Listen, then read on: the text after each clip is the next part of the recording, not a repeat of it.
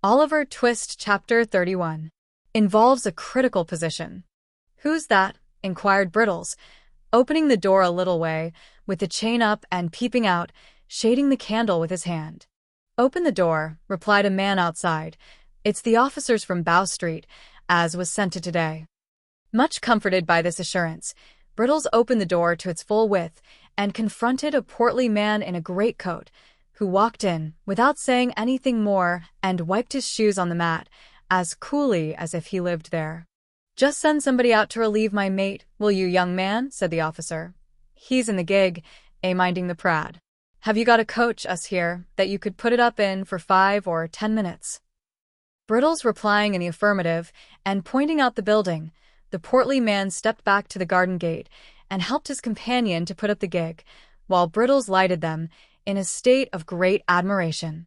This done, they returned to the house, and, being shown into a parlor, took off their greatcoats and hats, and showed like what they were. The man who had knocked at the door was a stout personage of middle height, aged about 50, with shiny black hair, cropped pretty close, half-whiskers, a round face, and sharp eyes. The other was a red-headed, bony man, in top boots, with a rather ill-favored countenance and a turned-up, sinister-looking nose. "Tell your governor that Blathers and Duff is here, will you?" said the stouter man, smoothing down his hair and laying a pair of handcuffs on the table. "Oh, "Good evening, master. Can I have a word or two with you in private, if you please?" This was addressed to Mr. Losberne, who now made his appearance. That gentleman, motioning Brittles to retire, brought in the two ladies and shut the door.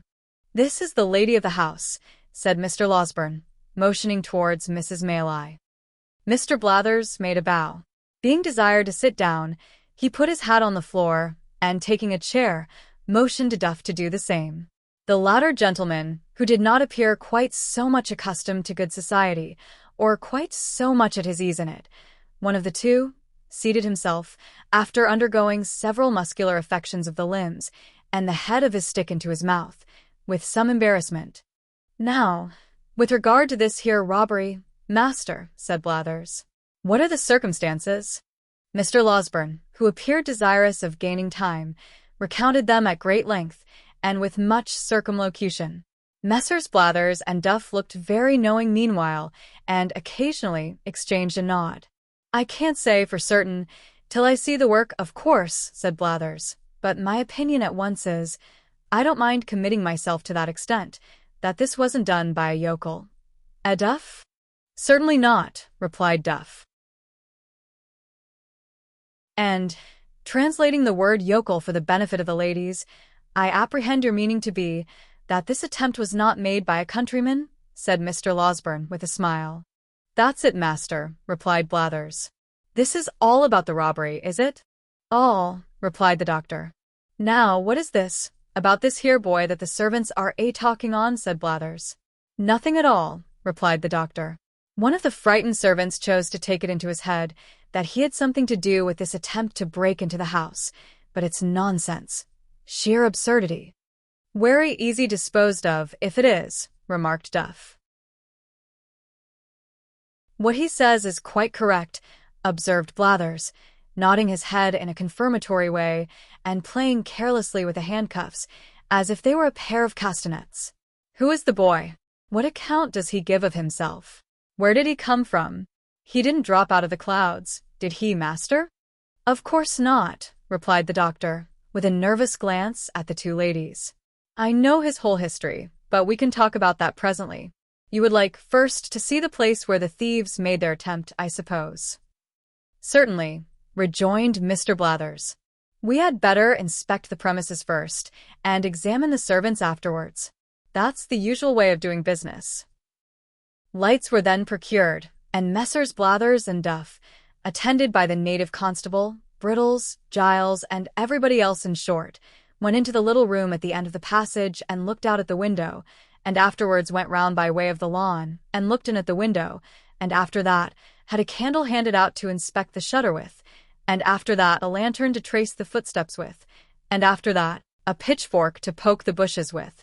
This done, amidst the breathless interest of all beholders, they came in again, and Mr. Giles and Brittles were put through a melodramatic representation of their share in the previous night's adventures, which they performed some 6 times over, contradicting each other in not more than one important respect the first time, and in not more than a dozen the last.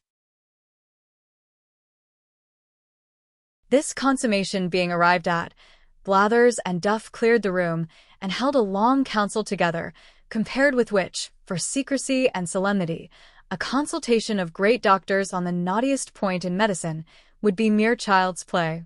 Meanwhile, the doctor walked up and down the next room in a very uneasy state, and Mrs. Maylie and Rose looked on, with anxious faces. "Upon my word," he said, making a halt, after a great number of very rapid turns, "I hardly know what to do."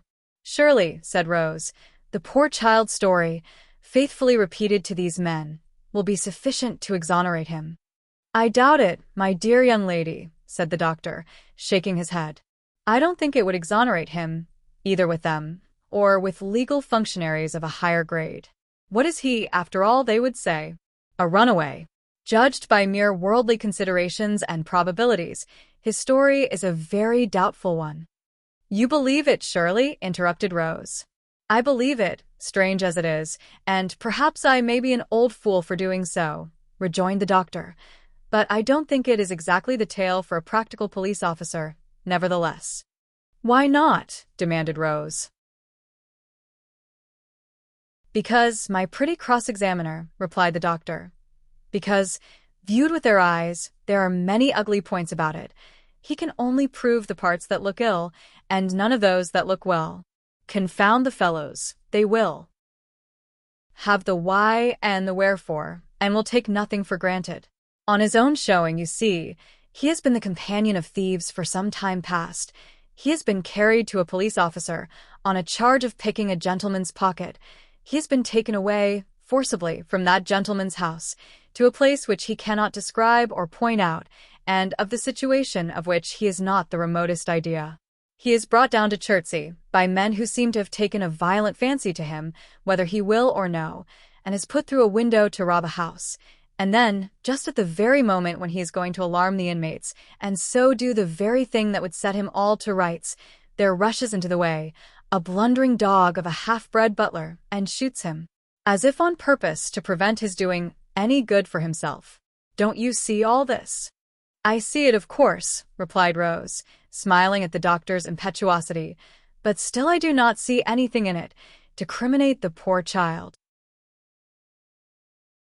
"No," replied the doctor, "of course not. Bless the bright eyes of your sex.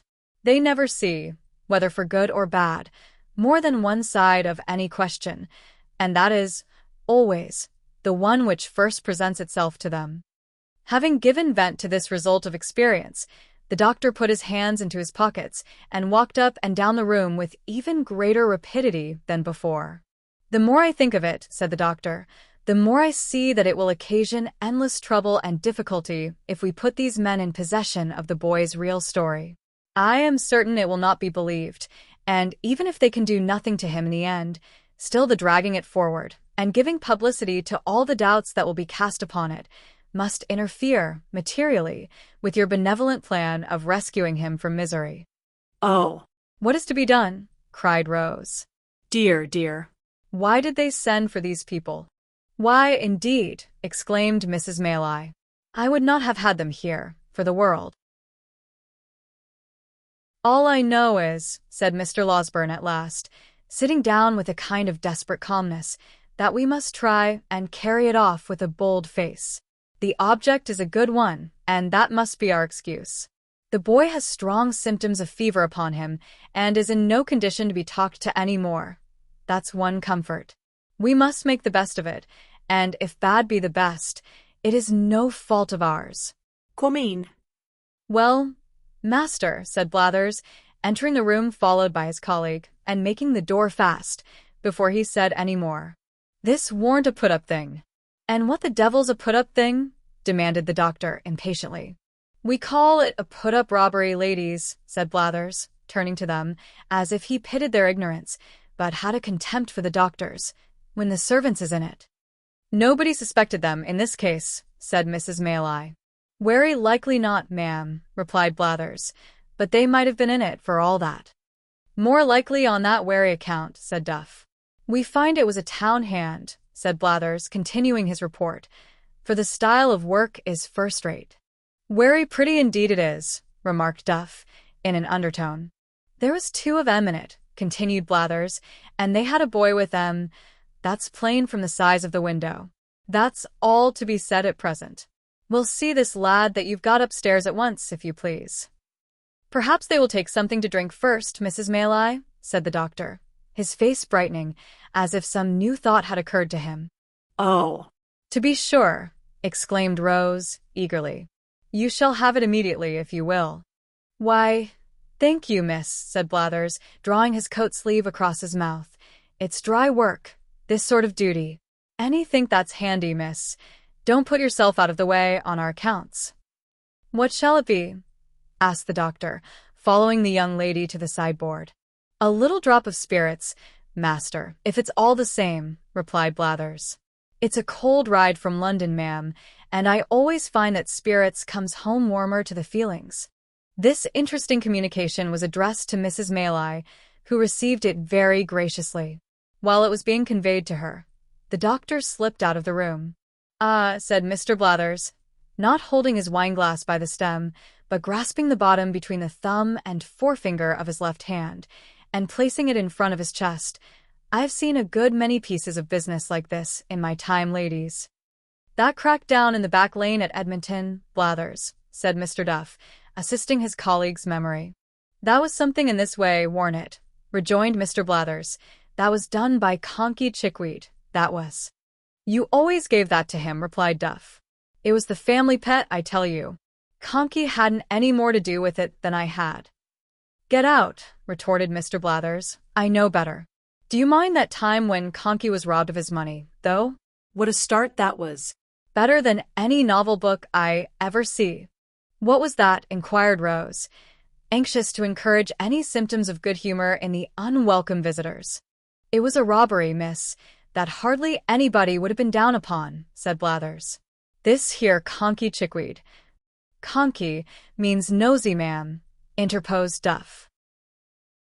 Of course the lady knows that, don't she? Demanded Mr. Blathers. Always interrupting, you are, partner. This here Conkey Chickweed, miss, kept a public house over Battlebridge Way, and he had a cellar where a good many young lords went to see cockfighting and badger drawing and that, and a very intellectual manner the sports was conducted in, for I've seen 'em often. He warn't one of the family at that time, and one night he was robbed of 327 guineas in a canvas bag that was stole out of his bedroom in the dead of night by a tall man with a black patch over his eye who had concealed himself under the bed and after committing the robbery, jumped slap out of window, which was only a story high. He was very quick about it. But Conkey was quick, too, for he fired a blunderbuss arter him and roused the neighborhood.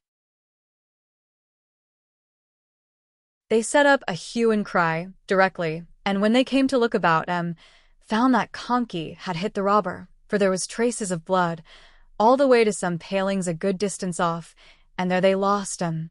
However, he had made off with the blunt, and, consequently, the name of Mr. Chickweed, licensed whittler, appeared in the Gazette among the other bankrupts, and all manner of benefits and subscriptions, and I don't know what all, was got up for the poor man, who was in a very low state of mind about his loss, and went up and down the streets for 3 or 4 days, pulling his hair off in such a desperate manner that many people was afraid he might be going to make away with himself.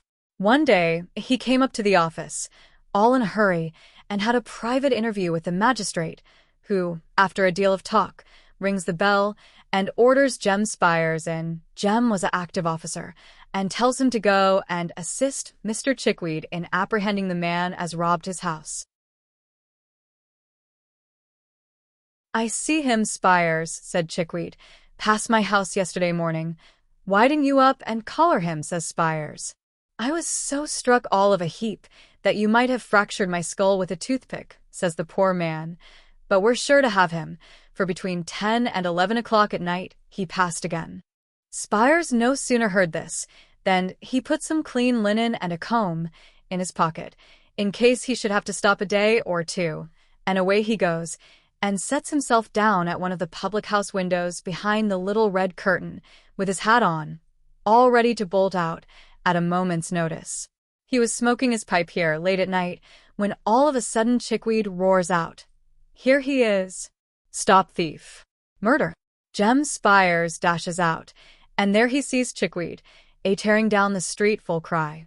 Away goes Spires, on goes Chickweed, round turns the people.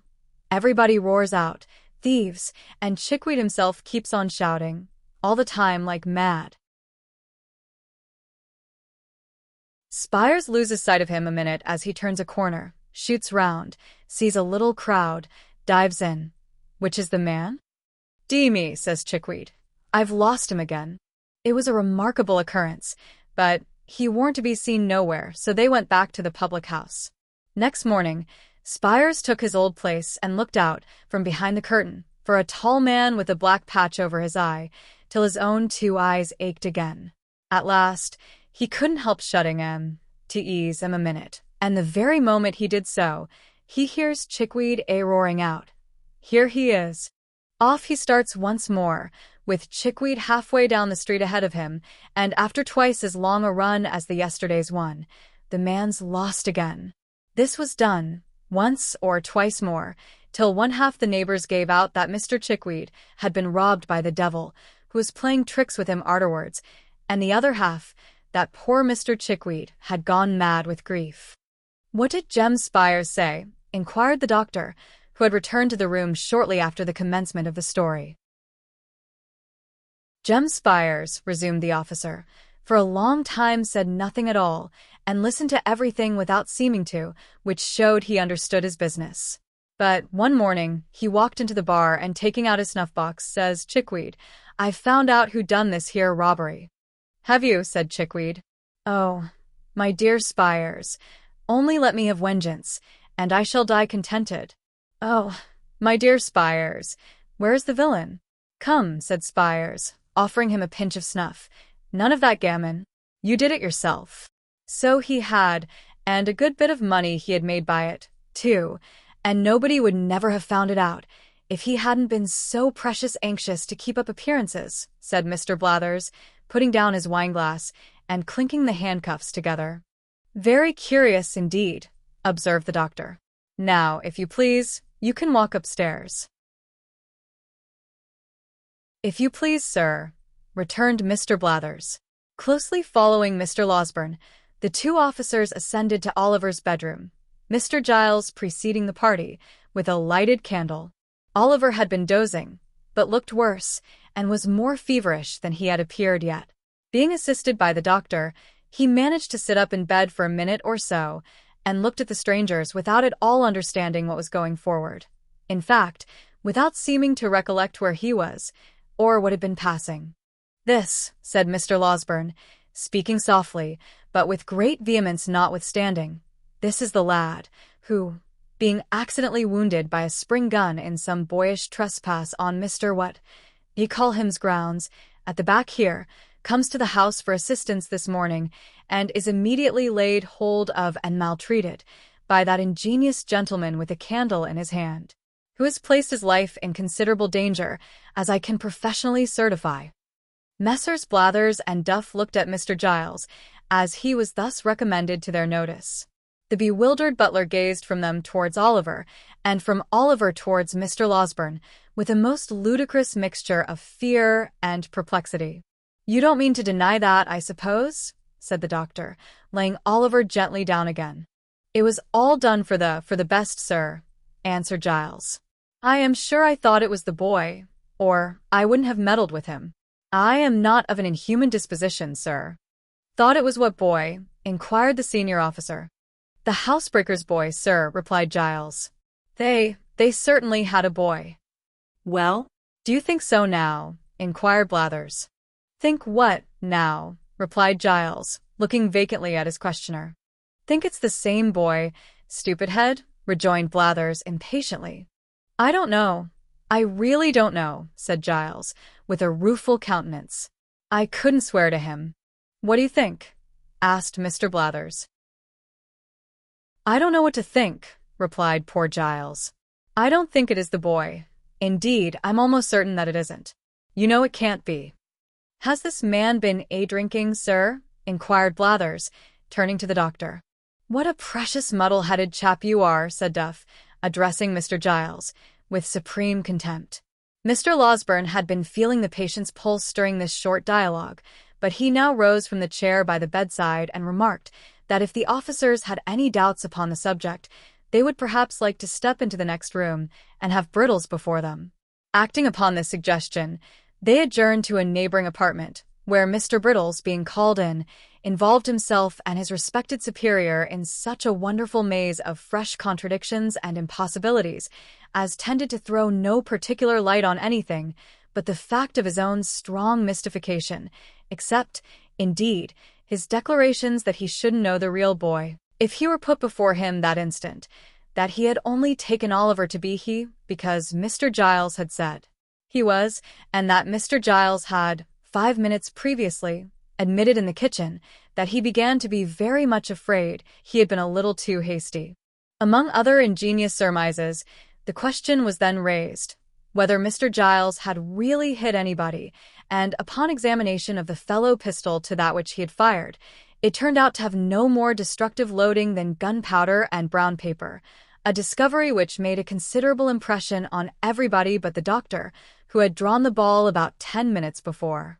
Upon no one, however, did it make a greater impression than on Mr. Giles himself, who, after laboring for some hours, under the fear of having mortally wounded a fellow creature, eagerly caught at this new idea and favored it to the utmost.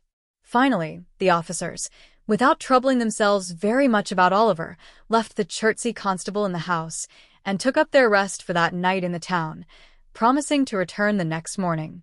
With the next morning, there came a rumor that 2 men and a boy were in the cage at Kingston, who had been apprehended overnight under suspicious circumstances, and to Kingston Messrs. Blathers and Duff journeyed accordingly.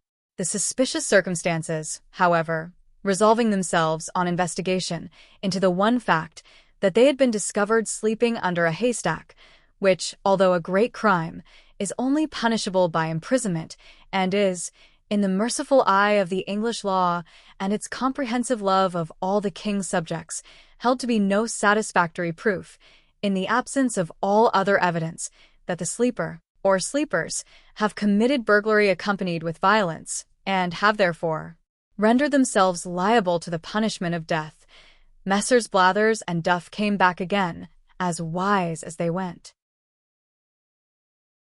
In short, after some more examination and a great deal more conversation, a neighboring magistrate was readily induced to take the joint bail of Mrs. Mayleye and Mr. Losberne for Oliver's appearance if he should ever be called upon, and Blathers and Duff, being rewarded with a couple of guineas, returned to town with divided opinions on the subject of their expedition. The latter gentleman, on a mature consideration of all the circumstances, inclining to the belief that the burglarious attempt had originated with the family pet, and the former being equally disposed to concede the full merit of it to the great Mr. Conkey Chickweed.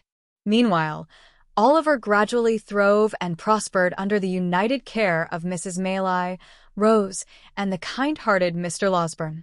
If fervent prayers, gushing from hearts overcharged with gratitude, be heard in heaven, and if they be not, what prayers are, the blessings which the orphan child called down upon them, sunk into their souls, diffusing peace and happiness.